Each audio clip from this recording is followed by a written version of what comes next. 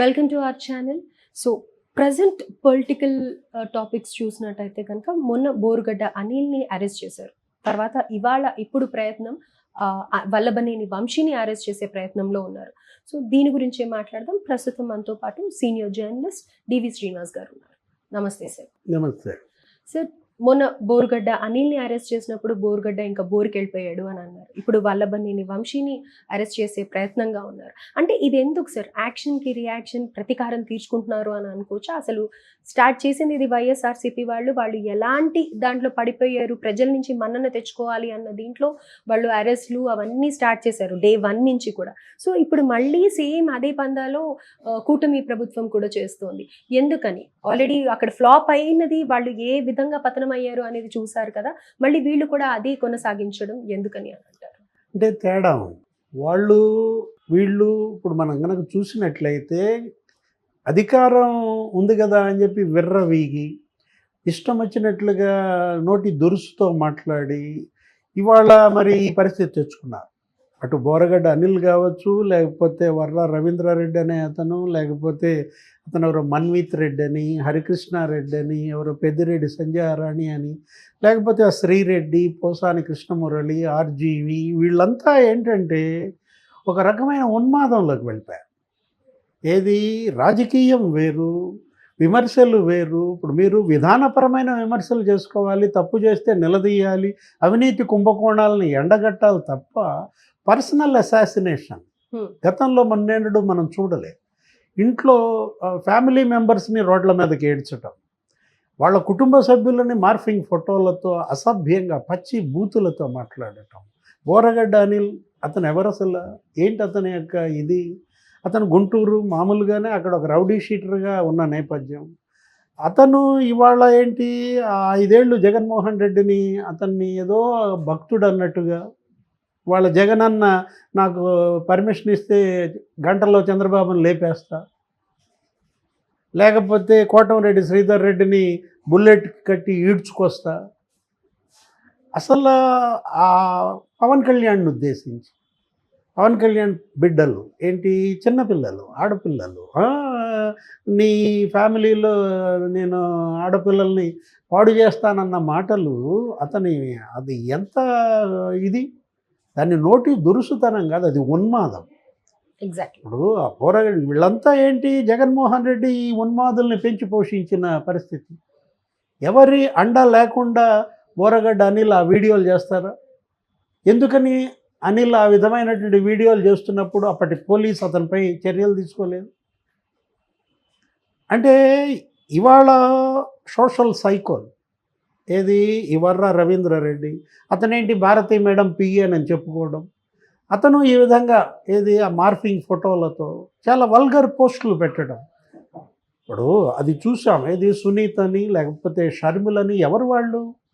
జగన్మోహన్ రెడ్డి సొంత చెల్లెళ్ళు. అంటే అసలు వీళ్ళకి ఇంకా తల్లి చెల్లి ఏమీ లేదా? అంటే జగన్కి ఆపోజిట్గా ఉన్నారు అని తెలిస్తే ఎవరినైనా వదలకుండా వీళ్ళు అసాసినేషన్ చేస్తారు. వాళ్ళు చేస్తున్నారా, వీళ్ళు చేస్తున్నారా? ఓకే. ఇక్కడ వాళ్ళంతటా వాళ్ళు ఎందుకు చేస్తారు? జగన్ అంటే ఇష్టం అంటే, జగన్ తండ్రి అంటే ఇష్టపడతాం, జగన్ తల్లన్నా ఇష్టపడతాం, జగన్ చెల్లెళ్ళన్నా ఇష్టపడతాం. అదేమి ఉన్మాదం? ఇప్పుడు విజయమ్మ క్యారెక్టర్ అసాసినేషన్, విజయమ్మ గురించి ఆమె యొక్క క్యారెక్టర్ గురించి పోస్టులు పెట్టేవాళ్ళు, షర్మిల అసలు రాజశేఖర రెడ్డికి పుట్టలేదని పోస్టులు పెట్టిన వాళ్ళు అసలు జగన్ అనుచరుల? వాళ్ళు జగన్ మనుషులు ఎలా అవుతారు? విజయమ్మ మొన్న కూడా ఆ మధ్య ఏదో 2 వీడియోలు వదిలిన దాంట్లో ఆమె కూడా చాలా బాధపడింది. అసలు ఈ సోషల్ మీడియా, ఈ పోస్టులు ఏంటి, ఈ ఉన్మాదం ఏంటి? అంటే షర్మిల ఒక బ్రాహ్మణ్ని పెళ్లి చేసుకుంటే మొరసపల్లి షర్మిల శాస్త్రి అని రాస్తారా? అంతకుముందు ఎందుకు రాయాలా? వాళ్ళు పెళ్లి చేసుకుంది ఇప్పుడు కాదే, ఎప్పుడో 25 ఏళ్ల క్రితం వాళ్ళ పెళ్ళి అయింది. ఇప్పుడు నీ కోసం పాదయాత్ర చేస్తే వైఎస్ షర్మిలారెడ్డి, నీతో విభేదించి బయటకు వస్తే మొరసపల్లి షర్మిల శాస్త్రి. ఇప్పుడు వీళ్ళని ఎవరు పెంచి పోషించింది? ఇప్పుడు మొట్టమొదట ఈ వ్యాఖ్య చేసిన వెంటనే అతని పైన చర్యలు ఉంటే ఈ పరిస్థితి వచ్చేదా? వీళ్ళిచ్చిన అలుస్తోనే కదా వాళ్ళంతా చెలరేగిపోయారంటే. ఇవాళ తనే అంటోంది సైతాన్ సైన్యం లాగా నా మీద పడ్డారు అని. ఇది మనం అంటున్న మాట కాదు. వాళ్ళ తెలుగుదేశం జనసేన వేరే పార్టీలు చేస్తున్న విమర్శలు కాదు. నీ సొంత చెల్లి షర్మిల జగన్మోహన్ రెడ్డి అండతో వీళ్ళంతా సైతాన్ సైన్యం లాగా నా మీద పడ్డారు. వివాహేతర సంబంధాలు అంటగడతారా? దాన్ని జగన్మోహన్ రెడ్డి ఉపేక్షిస్తాడా? ఇప్పుడు ఈ సోషల్ సైకోల్ వీళ్ళంతా సినిమా సైకోల్ వాళ్ళు. పోసాని కృష్ణమురళి ఏంటి ఆ భాష? మీరే చెప్తారు నేను డబల్ పీజీ అంటారు. మీరు అటు అనేక వందల చిత్రాలు మీరు చక్కటి కథ ఇచ్చారు. స్టోరీ రైటర్గా, డైలాగ్ రైటర్గా, మంచి గొప్ప నటుడిగా ప్రజామోదం పొందినటువంటి నువ్వు ఈ విధంగా పతనం అవుతావా? ఇప్పుడు పదవి ఇస్తే తీసుకోండి, పదవిని తగ్గ న్యాయం చేయండి. అతని కోసం మీరు పతనం అవటం ఏంటి? ఇదా మీ చదువు మీకు నేర్పింది? ఇదా సంస్కారం మీ తల్లిదండ్రుల నుంచి మీకు అబ్బింది? ఆ సినిమా సైకోల్ ఆ శ్రీరెడ్డి ఏంటి, ఆమె భాష ఏంటి, ఆమె మాట్లాడే వీడియోలు ఏంటి, ఎంత పచ్చి బూతులండి. ఆర్జీవి, రామ్ గోపాల్ వర్మ అసలు దేశం గర్వించదగ్గ సాంకేతిక నిపుణుడు. అతను ఒక ట్రెండ్ సెట్టర్. నీకు బాలీవుడ్, హాలీవుడ్, టాలీవుడ్, అరే నీకు ఏ తెలుగు దర్శకుడికి దేశం మొత్తం ఇంత గొప్ప ఇది లేదే. అలాంటి ఆర్జీవి ఈ విధంగా పతనం అవడం, దీన్ని పతనం కూడా కాదు, ఇంకా ఇంతకన్నా ఇంకా దిగజారుడికి పరాకాష్ట ఎక్కడుంది? ఇప్పుడు నీకు నచ్చితే ఇంతకుముందు ఈ పెడధోరణులు లేవు. ఒక సినిమా సైకోల్గా వీళ్ళంతా మన కళ్ళ ముందు కనపడుతున్న నేపథ్యంలో ఇక వీళ్ళెవరు? మీరు చెప్పింది వంశీ పొలిటికల్ సైకోలా, రాజకీయ ఉన్మాదమా? అంటే ఇప్పుడు ఆ కొడాలి నాని, వల్లభనేని వంశీ, ద్వారంపూడి చంద్రశేఖర్ రెడ్డి, రోజా, అసలు వీళ్ళ భాష శాసనసభ బూతుల సభ చేస్తారా? మళ్ళీ ఈ సభ గౌరవ సభ అయితేనే అడుగు పెడతానని మాజీ ముఖ్యమంత్రి కన్నీళ్లతో శపథం చేసి బయటికి వెళ్ళిపోవటమా?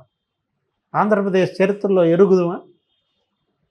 వెంకయ్యనాయుడు ఒకటే మాట అన్నాడు, ఉపరాష్ట్రపతి, బూతుల సభకి బూత్లోనే సమాధానం చెప్పారు అన్నాడు. పోలింగ్ బూత్లోనే తిరుగులేని సమాధానం చెప్పారు బూతుల సభగా. మరి ఈరోజు 6 నెలలు అవుతుంది సభ ఏర్పడి, ఎక్కడన్నా బూతులు వినపడుతున్నాయా? ఈ 6 నెలలు ఈ ప్రభుత్వం ఏర్పడిన తర్వాత ఇప్పుడు ఈ సోషల్ మీడియాలో ఈ పోస్టులు పెట్టాలన్న భయపడుతున్నారు. అది రావాలి. ఏది ఈ మార్ఫింగ్ ఫోటోలు పెడతారా? పవన్ కళ్యాణ్కి ఆడవేషం వేస్తారా? లోకేష్కి ఆడవేషం, చంద్రబాబుకి ఆడవేషం, మార్ఫింగ్ ఫోటోలు, ఆర్జీవీ పెట్టిన ఫోటోలు. అరే వాళ్ళకి గేద మోకాలు తగిలిస్తారా? అదేమంటే అతను ఆ వ్యూహం సెలబ్రేషన్ అదేంటో ప్రీ ఈవెంట్లో మాట్లాడుతూ ఆర్జీవీ ఏమంటాడు? బర్రె లెక్క అంటాడు. బర్రె లెక్కతో పవన్ కళ్యాణ్ పోలుస్తాడా? బర్రె లెక్క అంటాడు, ఏదో గొర్రె లెక్క అంటాడు. అంటే మరో 30 ఏళ్ళు జగన్మోహన్ రెడ్డి ముఖ్యమంత్రి అనే భ్రమల్లోకి వెళ్ళిపోయినట్టున్నారు. అంటే ఎక్కడ అడ్డు అదుపు లేని వ్యవహారం నడిపించారు కాబట్టి ఇప్పుడు వాళ్ళకి తగిన శాస్త్రే జరుగుతుంది. ప్రజలు మనం చేయటం కాదు, పార్టీలు చేయటం కాదు, ఇవాళ ప్రజలు చేశారు వీళ్ళకి తగిన శాస్తి. ఈరోజు కోర్టులు కన్నెర్ర చేస్తున్నాయి. ఎందుకని? ఏ కోర్టు వీళ్ళకి ముందస్తు బెయిల్ ఇవ్వడం లేదు. ఎప్పుడన్నా చూసామా? వీళ్ళేసిన క్వాష్ పిటిషన్లని పక్కన ఎందుకు పడేస్తున్నారు? అంటే వాళ్ళే బాధితులు. వీళ్ళ బాధితులు కాని వాళ్ళు అసలు నీకెక్కడా లేరు. జర్నలిస్టులు వీళ్ళ బాధితులే, రైతులు వీళ్ళ బాధితులే, అటు మహిళలు, ఇటు ఈ జడ్జీలు కూడా వీళ్ళ బాధితులే కదా. 3 రాజధానుల బిల్లు తిరగొట్టారమ్మా. 3 రాజధానులు చేయడానికి వీలు లేదు. ఏ క్యాపిటల్ అనే మీకు మీ విభజన చట్టంలో ఉంది. విభజన చట్టంలో ఏ క్యాపిటల్ అన్నారు కానీ 3 క్యాపిటల్స్ అని అనలేదు. ఏ రాష్ట్రానికి 3 రాజధానులు లేవు. 3 రాజధానుల బిల్లు తిరగొడితే హైకోర్టు జడ్జీల మీద పోస్టులు పెడతారా? ఎవరిని వదలకుండా హింసించారు. హైకోర్టు జడ్జీల మీద వీళ్ళు ఈ పోస్టులు పెట్టారంటే దానిపైన ఏదో సిబిఐ ఎంక్వైరీ కూడా ఉన్న నేపథ్యంలో ఇంకా అదేమంటే మొన్న కూడా జగన్మోహన్ రెడ్డి అంటున్నాడు, ఏది ఓడిపోయిన రీసెంట్గా 10 days బ్యాక్ మీరు పెట్టిన పోస్టులు నేను పెడతాను, నన్ను అరెస్ట్ చేస్తారా అంటే ఇంకా రెచ్చగొట్టడమా? అంటే ఇవాళ మీరు విధానపరమైన విమర్శలు చేయండి. ఏది ఎక్కడన్నా అవినీతి జరిగిందనుకోండి, పోలవరంలో అవినీతి జరిగింది, కేంద్రం ఇచ్చిన నిధులు ఆయన దుర్వినియోగం చేశాడు, పోస్టులు పెట్టండి. లేకపోతే అమరావతిలో అవినీతి జరిగింది, అక్కడ పలానా ఇసుక ఈ విధంగా కుంభకోణం జరుగుతోంది, మద్యంలో ఇక్కడ ఈ విధమైన బ్రాండ్స్ చీప్ లిక్కర్ వాడుతున్నారు, కల్తీ చేస్తున్నారు, ఇవి పెట్టండి. అందులో కూడా ఏంటి వాస్తవికత ప్రాతిపదికన పెట్టాలి. రైట్. అంతే తప్ప మళ్ళా వీళ్ళు ఏం చేశారు, 23 లక్షలు పెట్టి అగ్గిపెట్టెలు, క్యాండిల్స్, డీజిల్ ఏదో కొంటే 23 కోట్లు పెట్టి కొన్నారని పెట్టారు. దానికి మళ్ళీ ఇవాళ కేసులు పడుతున్నాయి. రైట్. అంటే ఇవాళ విమర్శ కూడా ఆరోగ్యకరమైన విమర్శ చేయాలి, సద్విమర్శలు చేయాలి. మొన్న కూడా ముఖ్యమంత్రి చంద్రబాబు మాట్లాడుతూ ఏమన్నారు, ఇదేదో ప్రభుత్వమే చేస్తే కాదు, ఇది సంస్కరణ ఇంటి నుంచే ప్రారంభం కావాలన్నాడు. నిన్న కూడా మనం చూసాము, ఏది డీజీపీ కానీ ఆకే రవికృష్ణ, ఏది ఈగిల్ గంజాయి పైన పెట్టినటువంటి ఆ టాస్క్ ఫోర్స్, వాళ్ళు ఏమంటున్నారు, తల్లి ఇవాళ కౌన్సిలర్, రైట్. అమ్మే ఇవాళ తన బిడ్డ ఎక్కడికి వెళ్తున్నాడు, ఎప్పుడు వస్తున్నాడు, అతని గుప్పెట్లో ఏం జరుగుతుంది, ఆ సెల్ ఫోన్లో ఏమవుతుంది, అది ఆ తల్లి తెలుసుకోవాలి. నీ బిడ్డను నువ్వు కట్టడి చేస్తే ఇప్పుడు ఆ బిడ్డ మరి సమాజం మీద పడే అవకాశం లేదు. అంటే సంస్కరణ ఇవాళ ఇంటి నుంచే ప్రారంభం కావాలి అంటోంది. అందుకే సో ఇది ప్రతిపక్షాల మీద ప్రతీకారం కాదు, ఎవరు తీసుకున్న గోతిలో వాళ్ళే పడుతున్నారు, ప్రజలే తీర్పిస్తున్నారు అని అంటారు. అంతే కదా. ఇప్పుడు చట్టం ఇవాళ తన పని తాను చేసుకుపోతాను. ఇవాళ పోలీస్ ఇంత ముందులాగా బయాస్డ్గా ఉండే అవకాశమే లేదు. ఈ పని చంద్రబాబు ఒకటే మాట అన్నారు, మొన్న కూడా 5-6 సార్లు మనం విన్నాం, ఏంటి, జగన్మోహన్ రెడ్డి కుటుంబ సభ్యుల పైన పోస్టులు పెట్టినా సహించే ప్రసక్తే లేదు.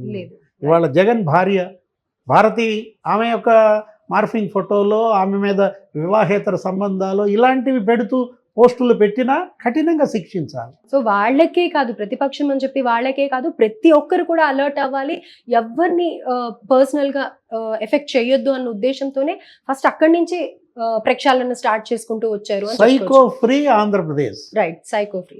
ఇవాళ ఉన్మాద రహిత ఆంధ్రప్రదేశ్ ఏర్పడాలనేదే అందరి కోరిక. Thank you so much.